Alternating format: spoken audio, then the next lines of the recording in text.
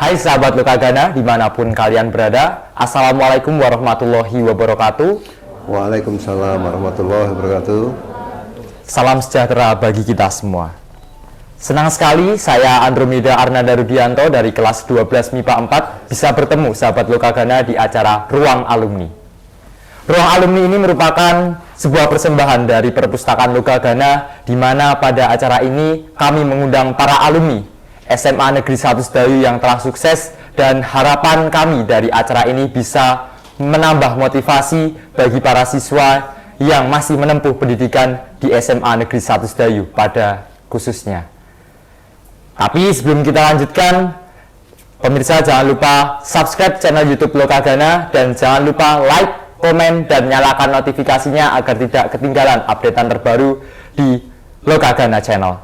Selain menyaksikan dalam Lokagana Channel di YouTube, sahabat Lokagana dapat menyimak acara ini di Anchor, Google Podcast, Apple Podcast, dan Spotify. Pada episode Ruang Alumni kali ini sangat spesial karena kita kedatangan seorang TNI Angkatan Laut dengan pangkat Kolonel Laut. Langsung saja kita sapa, beliau adalah Bapak Dr. Sutanto, SKM, MEP, MSc. Halo Bapak, selamat siang, selamat datang di acara podcast Ruang Alumni di Ruang Mini Teater Perpustakaan Lokagana SMA Negeri 1 Sedayu. Apa kabar Bapak? Alhamdulillah, selamat siang, sehat walafiat. Gimana adik-adik juga semuanya? Sehat, Alhamdulillah. Ya, oke. Baik Bapak, sebelum kita masuk ke topik Bapak, mungkin ada pepatah yang mengatakan tak kenal maka tak sayang. Mungkin saya mohon izin Bapak sedikit membacakan CV dari Bapak Dr. Sutanto SKM MEP MSc. Silakan. Bapak Dr. Sutanto SKM MEP MSc merupakan seorang TNI Angkatan Laut berpangkat Kolonel Laut yang saat ini bertugas di Universitas Pertahanan Republik Indonesia. Beliau lahir di Bantul 2 September 1970. Pendidikan umum yang ditempuh Dr. Sutanto SKM MEP MSc dimulai dari SD Negeri Bandut Kidul Sedayu. Dilanjutkan di SMP dan SMA Negeri Argomulyo yang lulus tahun 1986 dan 1989. Kemudian beliau melanjutkan jenjang perguruan tinggi D3 Akademi Gizi Depkes Republik Indonesia tahun 1992, S1 Kesehatan Masyarakat jurusan K3 di Universitas Respati Jakarta pada tahun 2004, Magister Administrasi Publik di Universitas Terbuka Jakarta pada tahun 2007, S2 Ketahanan Nasional di Universitas Gadjah Mada tahun 2011, serta Doktor Ilmu Pengelolaan Sumber Daya Alam dan Lingkungan di IPB University. Tidak hanya pendidikan umum, Bapak Sutanto juga menempuh pendidikan militer di Sepamilwa, ABRI, Matra Laut, Suspamin Rumkit, TNI Angkatan Darat, di Kelapa 1 TNI Angkatan Laut, di Kelapa 2 Aplikasi TNI Angkatan Laut, Kibi Kemhan, dan Susjemen Renggar Kemenham. Sosok beliau memang patut diteladani karena Bapak Sutanto juga menempuh pendidikan nonformal, di antaranya kursus kesehatan lingkungan rumah sakit Kemenkes Republik Indonesia pada tahun 2004, kursus ahli K3 Depnaker Trans pada tahun 2006, dan kursus K3 rumah sakit pada tahun 2008. Mohon maaf. Kepada tim Lokagana Pos, Dr. Sutanto SKM MEP MSc membagikan pengalaman selama menjadi siswa di SMA Argomulyo yang namanya terdahulu dari SMA Negeri 1 Sedayu.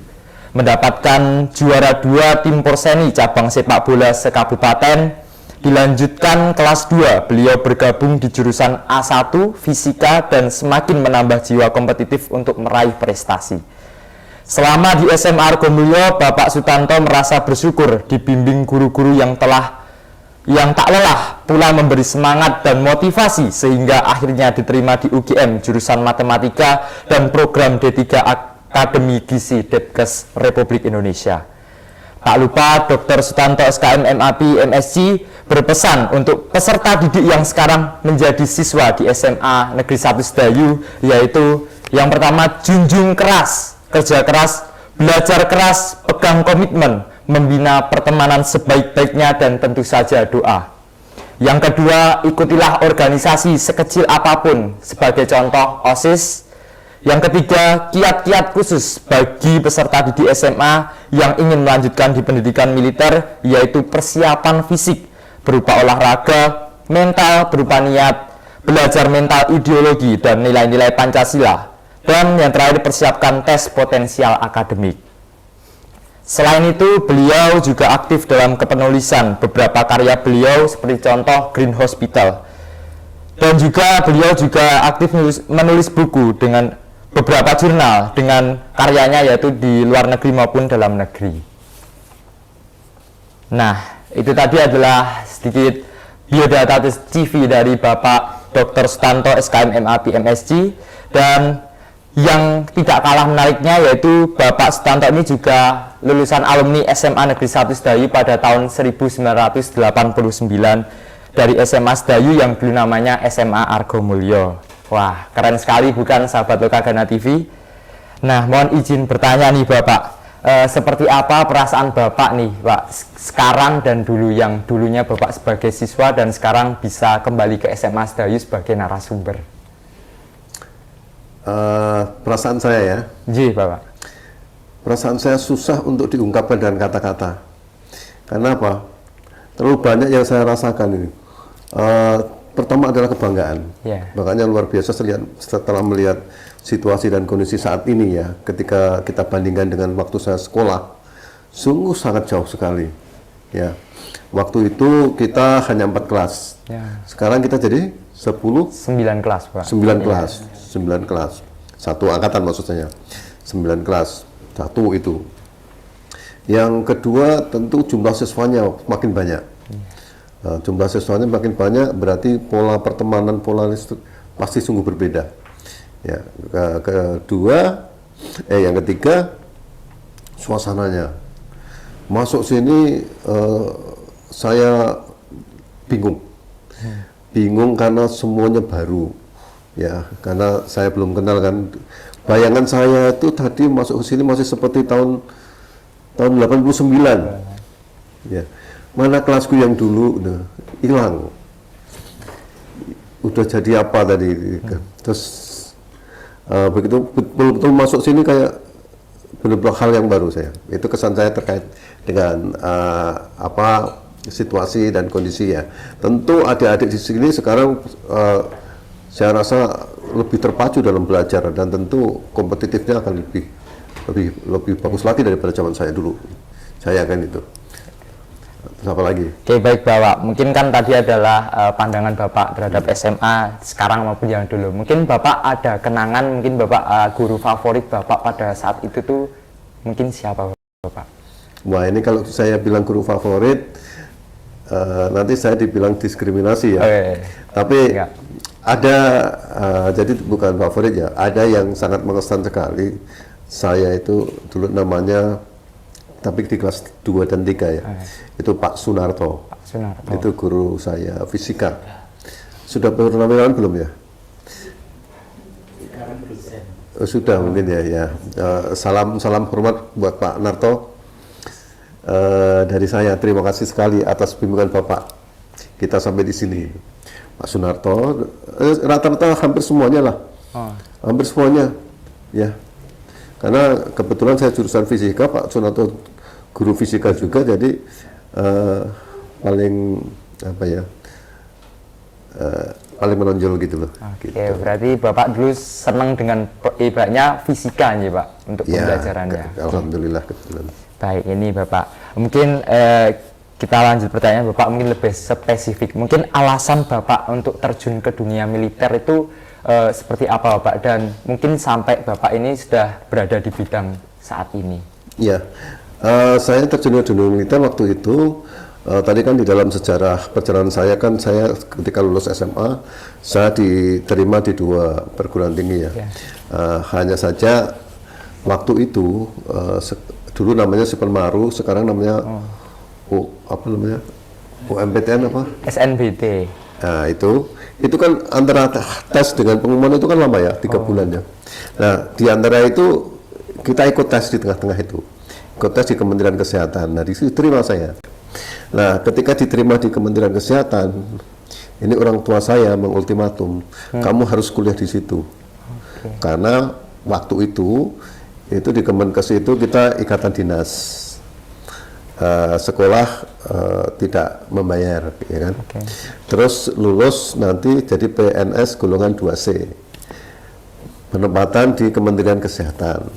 Tuh, nah saya ngambil kuliah itu sebenarnya juga waktu itu ya, jurusan itu kita ikut-ikutan. Ada teman saya berempat, kita kan ada kalau udah kelas 3 gini kan geng-gengan gitu ya, kelompok diam-diam kita daftar di sono gitu kan. Nah itu kita udah mulai geng-geng itu, dan kelompok saya itu daftar situ, yang diterima saya, lainnya nggak diterima. Nah, padahal saya jangan ikut-ikut memilih jurusan pun waktu itu masih ini apa, yang penting ini ya gitu aja. Ya akhirnya kan saya tuh di jurusan itu.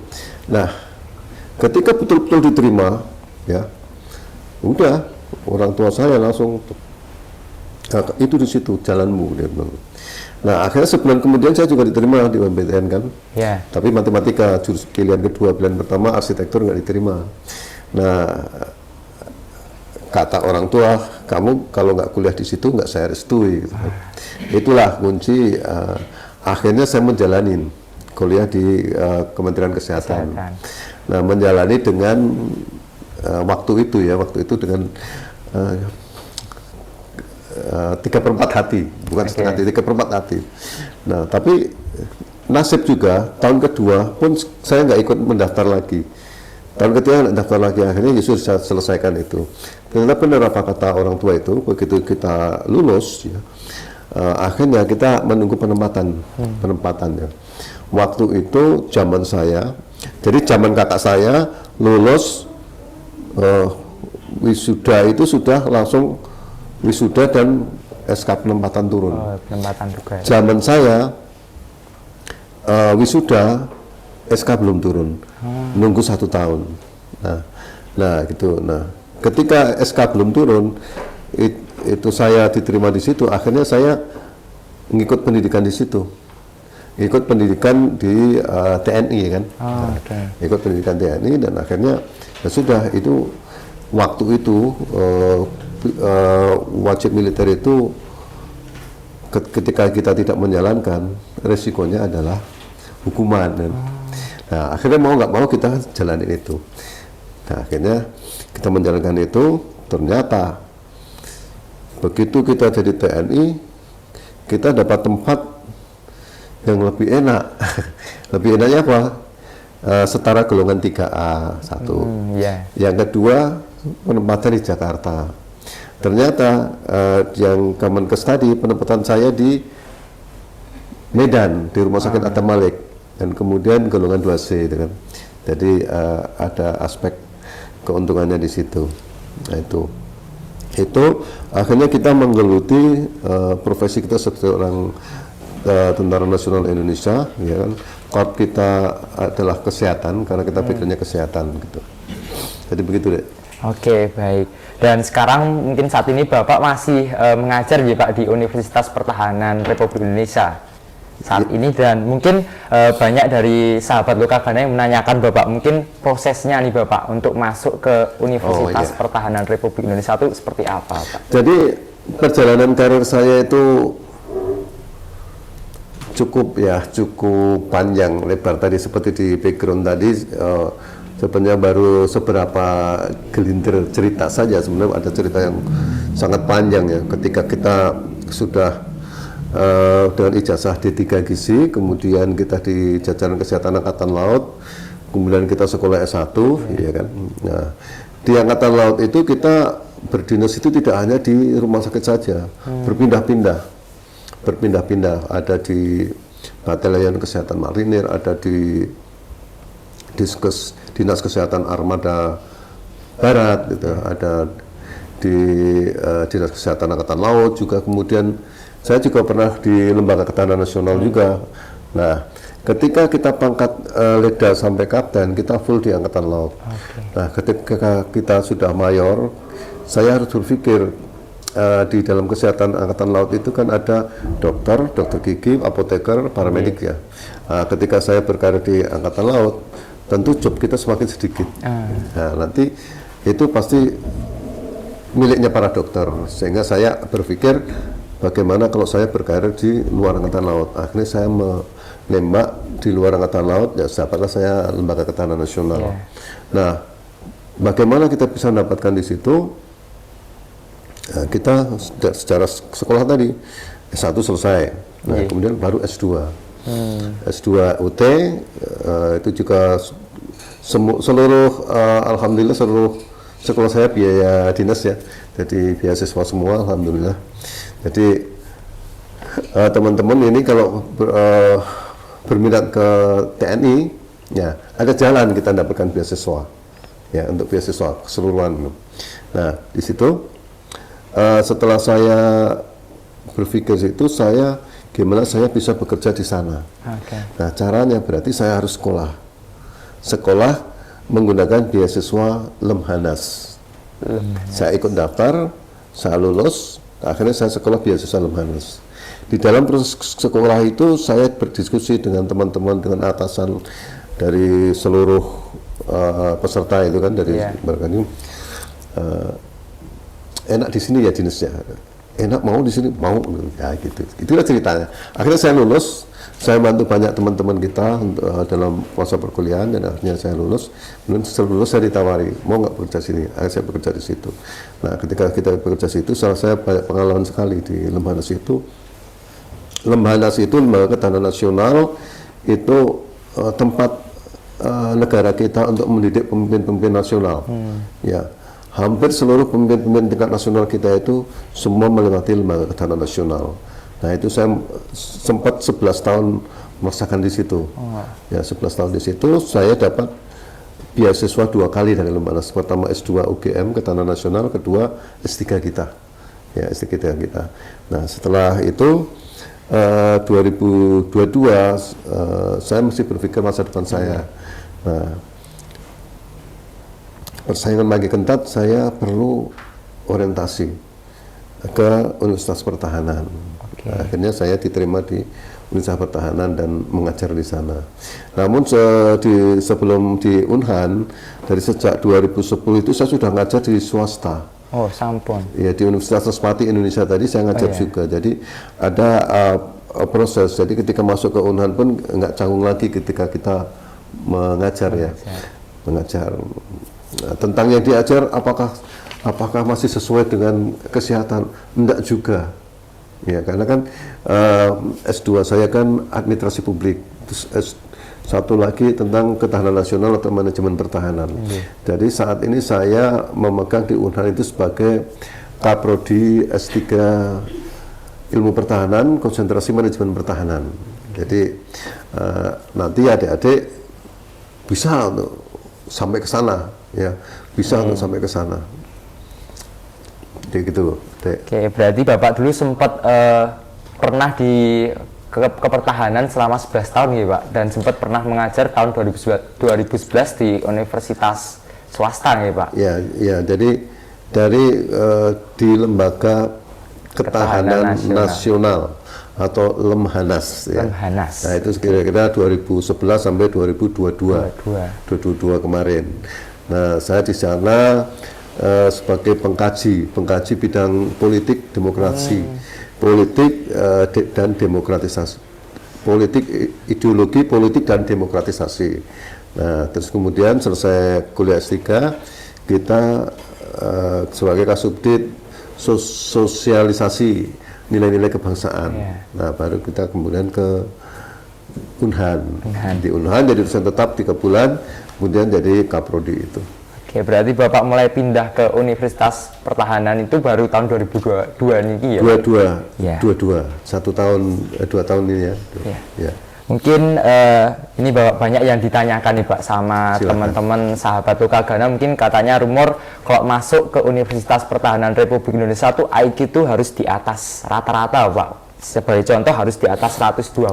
Apakah benar itu Pak? Ya, memang faktanya begitu. Tapi itu apa? konteksnya adalah hasil dari rapot. Ada nilai rapot kita ini yang akan menjadi seleksi, ya kan. Jadi tingkat 1, tingkat 2, tingkat 3 itu nanti akan dilihat secara keseluruhan. Kemudian juga akreditasi SMA-nya juga dilihat.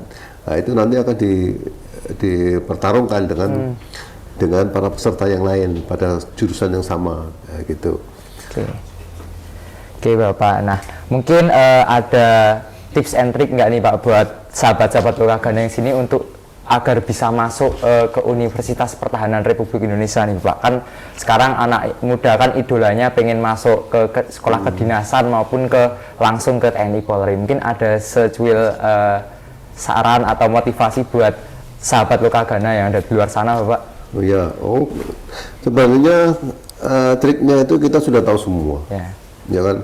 Adik-adik pasti sudah tahu triknya itu apa. Pertama, mempersiapkan fisik mental, ya kan? Fisik mental, ya kan? Kalau terkait dengan IQ dan lain-lain, pasti adik-adik sudah bisa mengukur ya kemampuan diri sendiri kan. Nah, yang membedakan itu bagaimana kita menyiapkan fisik dan mental kita ketika kita masuk universitas atau perguruan tinggi kedinasan istilahnya ya, perguruan tinggi kedinasan itu. Nah, tentu yang perlu disiapkan apa dari sejak kelas 10. Ketika kita bicara kelas 10 dulu ya, yang kelas 10 itu nyiapkan dari sekarang, ya kan? Satu, secara physically, mental kita mulai mencintai negara kita full, ya. Nah, ketika kita sudah mencintai negara kita, baru kita berbicara tentang akademis. Ya. Apa nih saya yang kurang? Grafik saya harus meningkat terus, ya kan? Artinya rentet. Jadi tidak berarti ini kita harus dibawahkan ketika kelas 10. Tidak. Bisa kapan start pun. Jadi peningkatan itu tidak selalu harus signifikan gini ya. Tapi begini boleh, tapi ada peningkatan.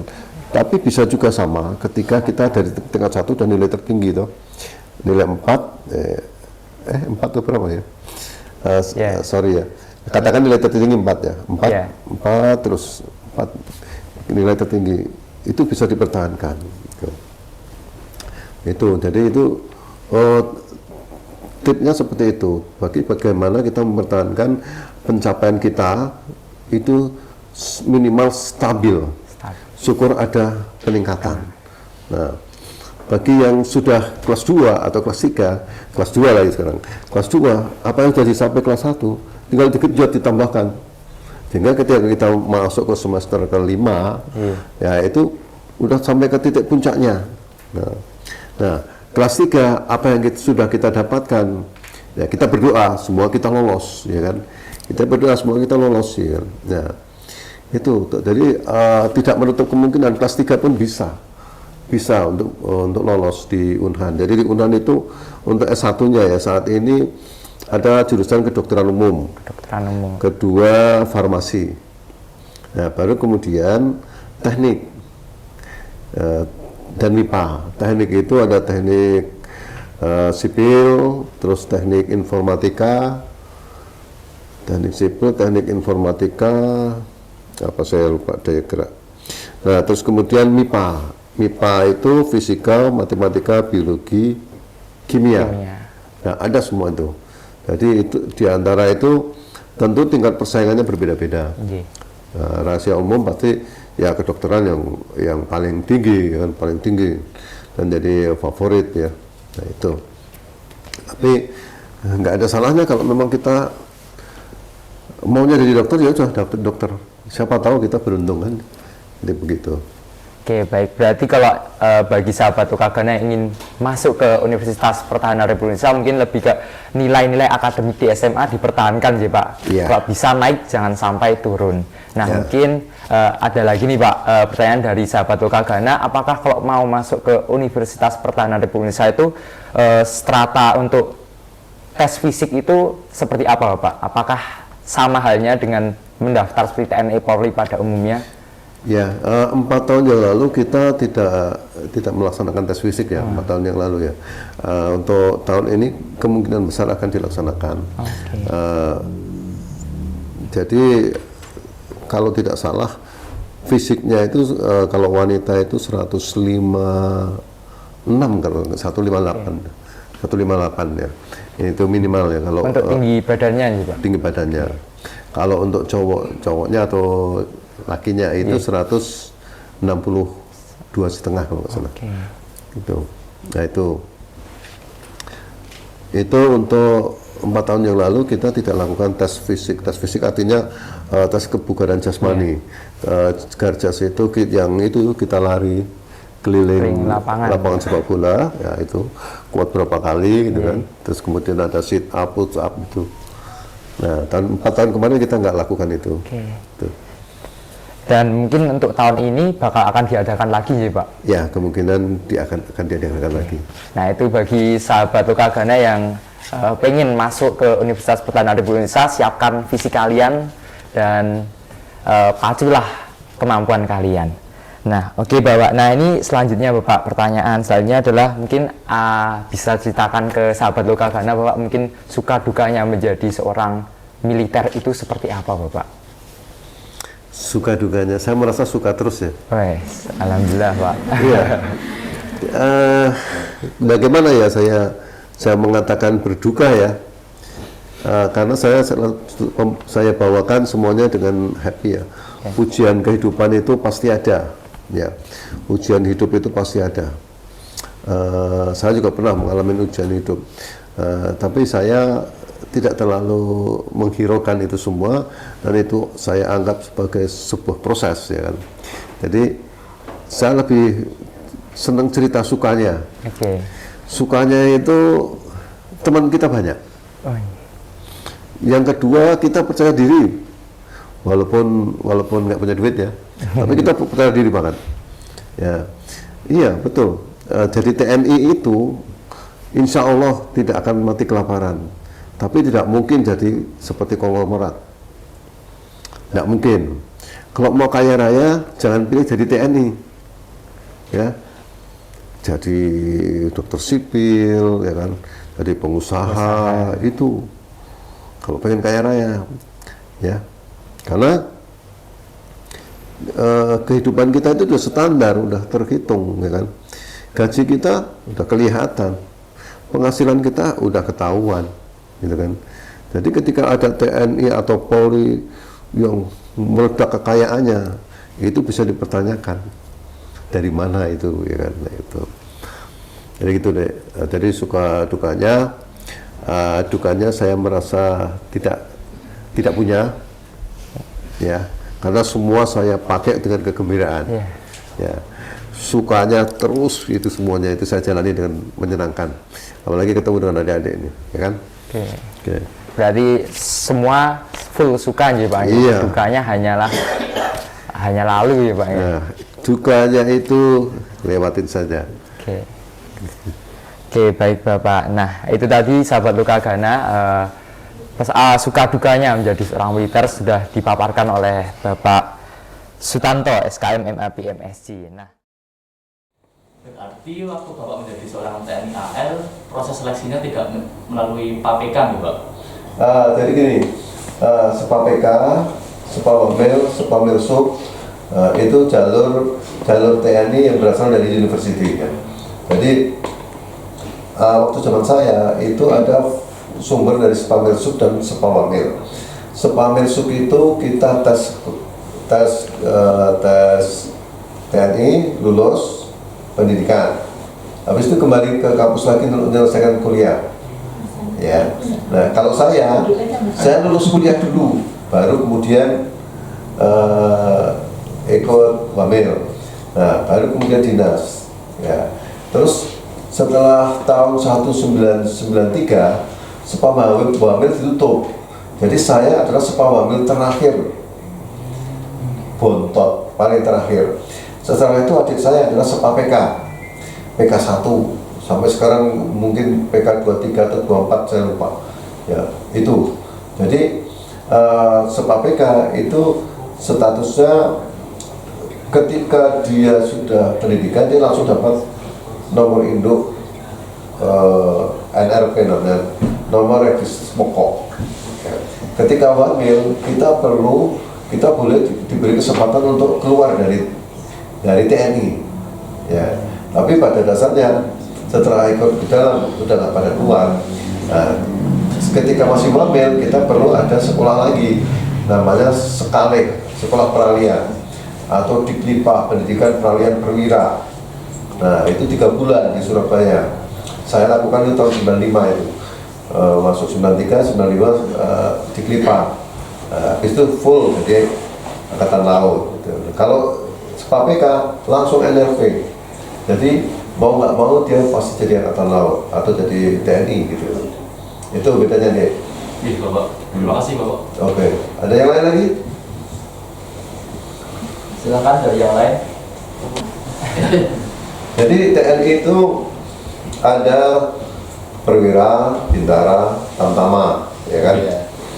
Nah, tamtama sebenarnya dia dari SMP boleh daftar tamtama, tapi faktanya di lapangan para pendaftarnya itu minimal SMA semua sekarang.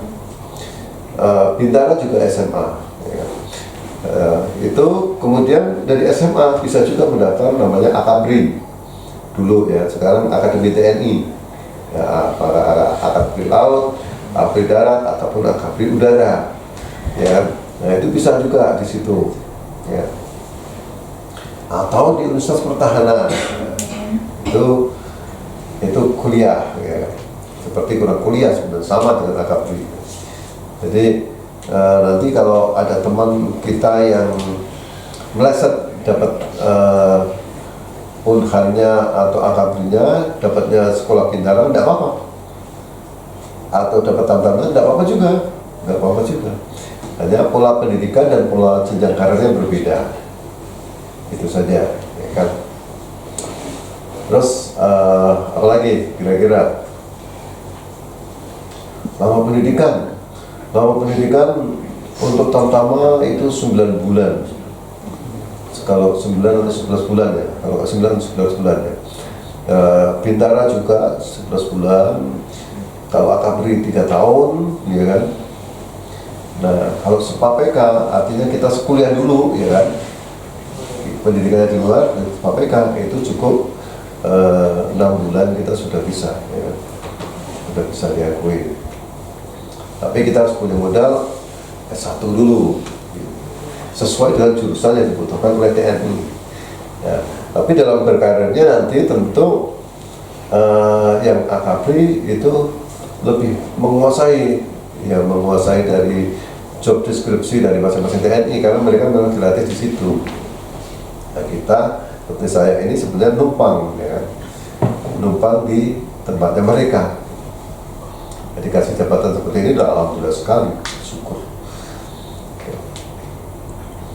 Ya, ada lagi pertanyaan?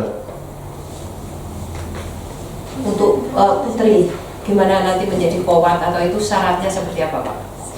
Ada hal-hal khusus? Untuk syarat-syarat menjadi polwan atau dari wanita TNI, ya, syaratnya secara khusus kalau wanita tentu virginitas ya, tes keperawanan. Ya, mungkin lebih vulgar apa itu syarat mutlak ya. Tinggi badan, berat badan jelas, kemudian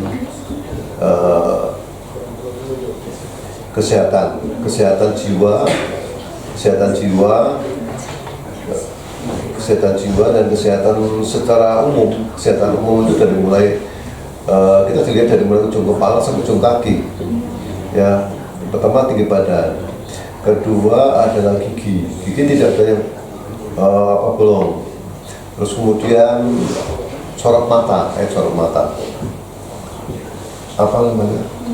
tidak berkacamata, jadi tidak berkacamata. Masih bisa, tenang aja, nanti kita betulin. Yang saya resah kita di operasi bisa. Nah, terus tidak buta warna, itu fatal. Buta warna itu kadang-kadang gini, teman-teman itu di stempel buta warna Sebenarnya tidak, hanya karena nggak tahu nyebutkan ini warna biru atau putih atau merah gitu. Nah ini kadang-kadang kita bingung dikasih nama antara jambon sama ungu sama. Nah ini yang harus dipelajarin, ya kan? Tahunnya hitam, jelas. Saya dulu juga gitu, nggak buta warna, cuma saya nggak ngerti ini namanya apa gitu loh. Nah itu buta warna. Tentang buta warna itu kita coba latih, gitu kan. Berlatih membedakan warna-warna. Kemudian hidung tidak polip, itu tentu ada pemeriksaannya ya, tidak polip itu. Terus paru-paru jelas kita tidak kena ronsen, di ronsen dulu. Bagaimana paru-paru kita bersih, ya kan?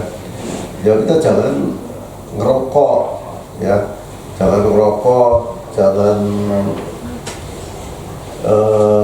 makan yang berlemak-lemak gitu ya. Jadi kalau masih muda masih sangat mungkin itu diperbaiki. Nah kemudian terkait dengan kesehatan perut, tentu kita perlu dokter akan mencek apakah ada normalitas atau tidak, ada bakat apendik atau tidak. Apendik itu usus buntu ya. Akan dipencet-pencet perut kita itu. Sakit nggak? Enggak. Nah gitu. Juga kemudian varikokal untuk yang cowok-cowok mas-masnya itu ya. Itu dicek juga itu ya. Kalau di mas-mas tentu apa itu?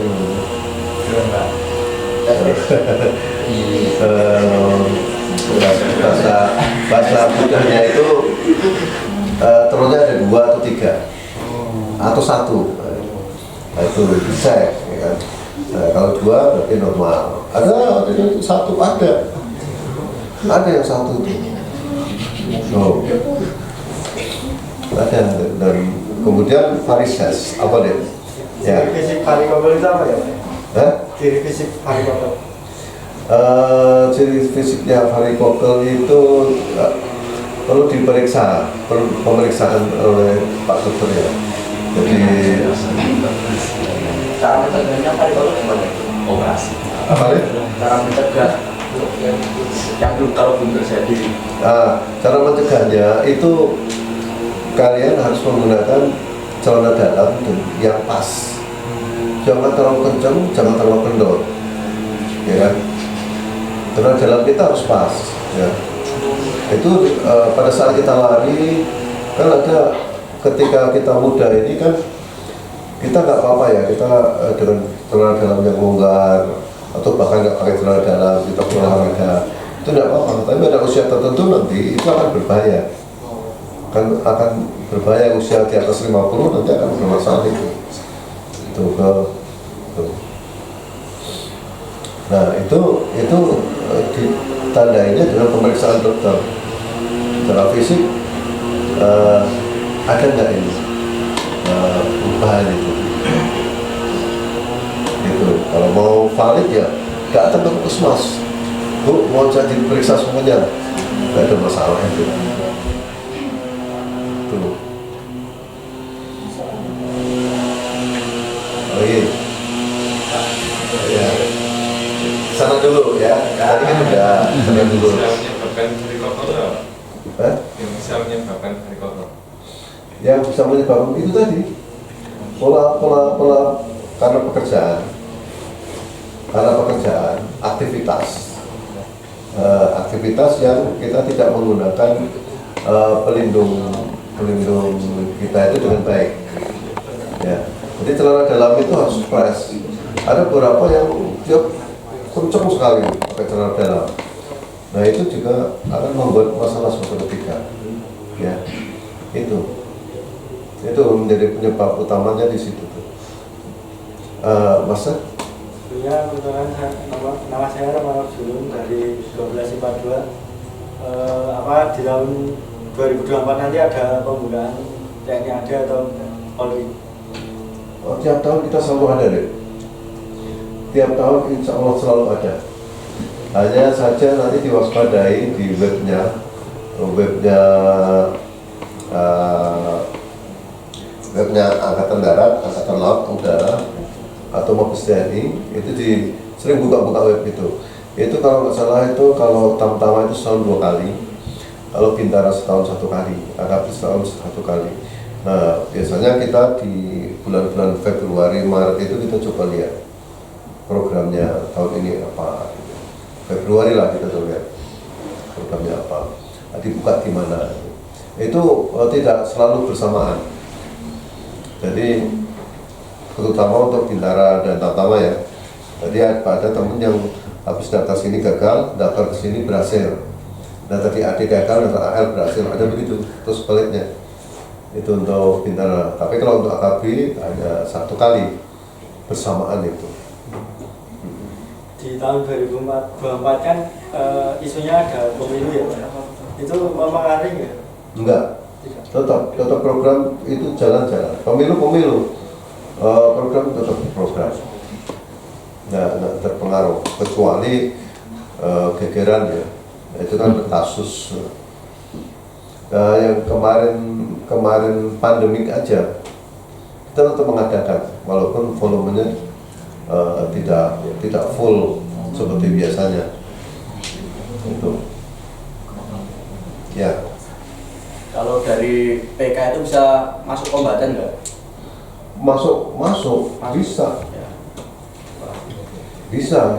Jurusannya apa dari PK-nya? Misalnya dia seorang sarjana olahraga, dia masuk di Marinir atau di Kopassus. Banyak teman-teman saya yang di situ. Kalau jenengan pernah jadi kombatan apa belum? Siapa? Jenengan? Saya belum pernah di kombatan. Artinya terjun langsung itu belum pernah. Karena apa? Kita di KRI, di Kapal Republik Indonesia, kita di situ tuh. Pada saat kita tahun 97 itu operasi peristiwa Dayak Madura itu, kita ikut di situ. Tapi satker saya bukan di kombatan. Satuan kerja saya bukan di kombatan. Cuman kita lakukan ikut operasi di situ. Gitu. Tadi kan satuannya di kombatan, gitu kan? Ya, teman lagi. Ya, Untuk akademik sama psikotes. apa? Tes tips and trick biar bisa tes akademik sama psikotes. Agar bisa lulus tes akademik sama psikotes. Ya, caranya kita tentu harus ada bimbingan. Ya, kita lihat di sini di Jogja ini gimana tempat bimbingan akademik. Kita khusus di situ. Ya, kita harus khusus. Itu jadi tes potensial akademik itu tidak bisa kita belajar sendiri dengan kunci jawaban, tidak bisa. Kenapa?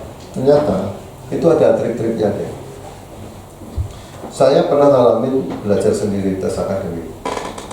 Kemudian saya ikut kursus akademik. Nah, dengan ikut kursus saya tahu, oh kayak ini caranya gini toh. Oh, dengan melihat aja nggak usah mikir, kita bisa jawab. Kenapa? Soalnya itu 400-an.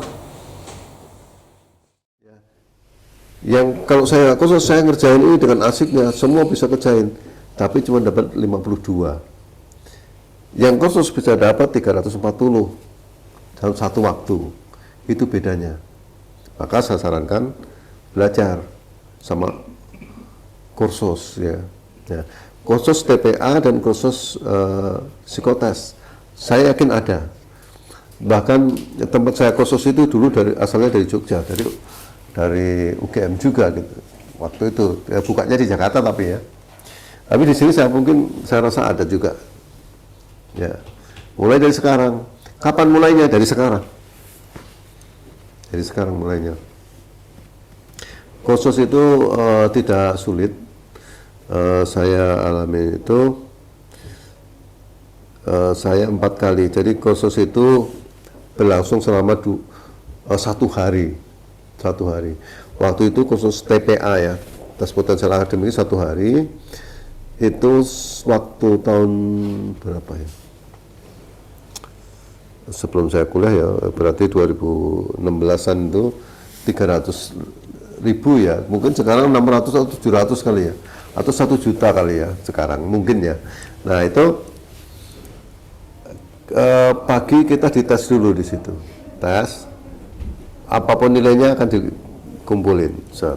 Habis itu diberikan pelajaran yang kita tes di tes kita tadi dikupas oleh pelatih kita, ya kan. Nah sampai akhirnya nanti jam 2 siang kita dites ulang lagi, hasilnya seperti apa. Ternyata berbeda hasilnya. Nah itulah yang akan menjadi prediksi nilai kita sebenarnya gitu. Nah, apakah cukup sekali? Enggak, saya merasa nggak cukup. Prinsip saya pertama, saya baru kenal, pasti nilainya gitu. Yang kedua, saya baru paham ya. Latihan ketiga, saya harus hafal. Nah, bagaimana kita sampai level hafal itu, ya kan? Jadi dengan melihat nggak usah mikir, langsung jawabannya. Oh ini jawabannya ini. Bisa terjadi. Saya nilai tertinggi dulu tidak tinggi sih saya. Bagi saya tertinggi itu 582. Anak saya yang di sini, yang sekolah di sini, saat ikutkan situ dapatnya 662. Dia baru sekali, saya 2 kali. Artinya apa? Anak muda itu secara akademis potensinya jauh lebih tinggi daripada seusia saya. Itu. Nah, tapi jangan gegabah. Artinya apa? Wah, saya kan masih muda, saya lebih bagus. Belum tentu. Kita coba. Dan jaga konsistensi itu tidak mudah. Ketika saya akhirnya latihan konsisten, hasil saya adalah 550 dek. Jadi 584 tadi kebetulan. Dari rumah aku kalau nggak bisa, aku ngawurnya apa ya? Ngawur juga ada ilmunya. Ngawur itu ada ilmunya. Jawabannya kan ABC. Bapak guru kita, ibu guru kita senengannya itu kalau ngasih jawaban itu biasanya di A, B, C atau D. Oh kalau A jarang deh, kayaknya B, C, D. Nah, akhirnya saya niat kalau aku nggak bisa aku jawab B. Jadi ketika waktu udah mau habis, seluruhnya saya jawab dengan B. Pasti ada yang muncul benar. Nah itu ilmu ngawur. Akhirnya saya dapat itu. Nah beberapa kali saya tes ujian lagi, ternyata saya hanya dapat 542, 548, 558 gitu aja. Segitu aja seterusnya.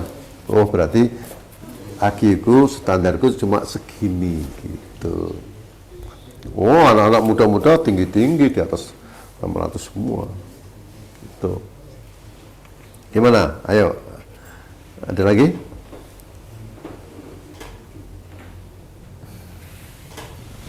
Hai, Sri Kandi. Open your mouth coba. Lagi. Siapa namanya? Faustina dari kelas 12 IPS 1. Faktor-faktor apa saja yang mempengaruhi kegagalan dalam tes yang seringkali tidak kita ketahui atau jarang sekali kita perhatikan? Faktor-faktor apa saja yang mempengaruhi kegagalan dalam tes yang kadang-kadang kita tidak perhatikan ya. Pertama adalah konsentrasi kita ya. Konsentrasi kita tidak boleh terganggu. Artinya pada saat kita sedang menjalani tes itu kita harus fokus di situ tuh. Jangan lagi mikirin pacar lagi ya. Lupakan pacar, lupakan permasalahan di rumah. Nah ini keluarga juga perlu untuk mendukung. Artinya bapak ibu jangan sampai mengganggu kita, konsentrasi kita lagi tes ya. Nah itu konsentrasi yang paling penting. Yang kedua adalah kalau kesiapan fisik udah siap ya, fisik sudah siap, sudah maksimal, ya kan? Terus kemudian hal yang kita tidak ketahui adalah pemeriksaan kesehatan tadi, ya kan? Di mana itu merupakan ranah dan rahasia dokter, ya kan? Ya, nah itu yang membuat kita juga bisa tidak lulus, ya, karena kesehatannya ada apa? Yang tahu hanya panitia. Kita si peserta tidak diberitahu, hanya nggak lulus kesehatan. Tapi karena apa? Nggak diberitahu. Gitu. Nah, karena itu menjadi catatan di mediknya, jadi catatan. Yang ketiga, kita nggak tahu juga ternyata tes potensial akademik kita tidak sesuai dengan prediksi kalau kita nggak pernah latihan. Nah, kalau kamu nggak pernah ikut latihan itu, kamu tidak bisa melihat saya rata-rata punya saya segini. Jadi nggak ngerti. Lakukan latihan biar kita bisa memprediksi. TPA kita ternyata 580. 3 kali uji coba 582, 578. Akhirnya sekitar itu aja kan. Akhirnya terbaca tuh kekuatan kita. Nah gitu. Jadi yang terbaik adalah kita mempersiapkan diri. Kenapa? Dengan mempersiapkan diri kita bisa mengetahui potensi kita. Ya, kita itu sampai di mana. Kemudian baru kita memutuskan memilih. Berarti saya akan menjadi ini. Nah gitu. Oke. Terima kasih. Lagi? Copot juga. Nah. Sebelumnya, perkenalkan, nama saya Winda dari kelas 12 IPS 3. Izin bertanya, Pak, bagaimana peluang ataupun kuota bagi IPS untuk masuk akademi militer, Pak? Terima kasih. Peluang untuk jurusan IPS ya. Untuk saat ini peluang untuk akademi militer ini untuk angkatan laut. Angkatan laut itu dan udara masih IPA. Tapi di darat itu bisa untuk IPS-nya, jurusan IPS itu bisa. Nah, kalau angkatan laut kita masih IPA, udara juga IPA karena apa? Kita kaitannya dengan potensi dan teknologi. Potensi dan teknologi. Ya. Walaupun sebenarnya ketika di PAPK ya, tingkat PAPK itu ada jurusan yang dari IPS apa? Ahli sejarah. Angkatan laut perlu dong ahli sejarah. Itu kan awalnya dari IPS juga kan. Nah, tapi kalau untuk masuk akabri tentu harus IPA, ya harus IPA. Nah untuk IPS kita bisa mendaftar nanti di darat, misalnya ahli ekonomi atau ahli akuntansi, ya boleh itu. Nanti di darat boleh. Di Polri juga pasti boleh. Tuh. Peluang kan tergantung kita deh.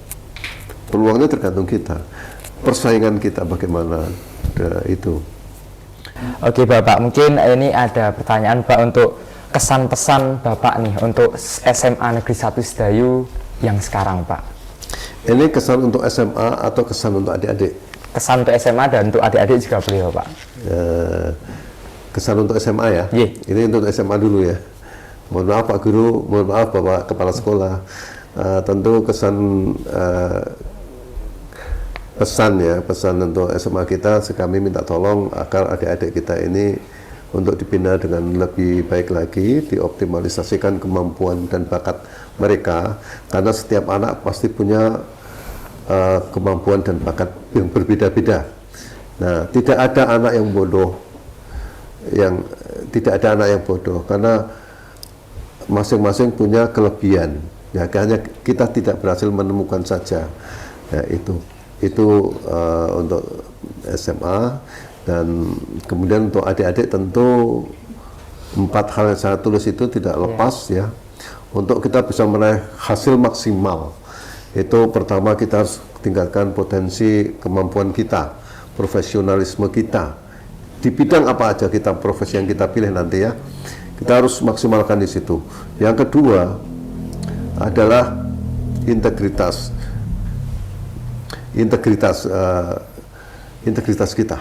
Jadi kita harus pegang integritas terhadap komitmen konsistensi terhadap komitmen. Ya. Komitmen kita itu mau apa? Kita mau jadi TNI. Ya sudah, pegang integritas pengen jadi TNI, lakukan pekerjaan, lakukan pembentukan karakter, bagaimana kita bisa menjadi TNI yang baik. Ya. Kemudian yang ketiga, pertemanan. Ini penting, pertemanan ya. Jadi kalian itu jangan hanya melihat teman itu sejajar seperti sekarang.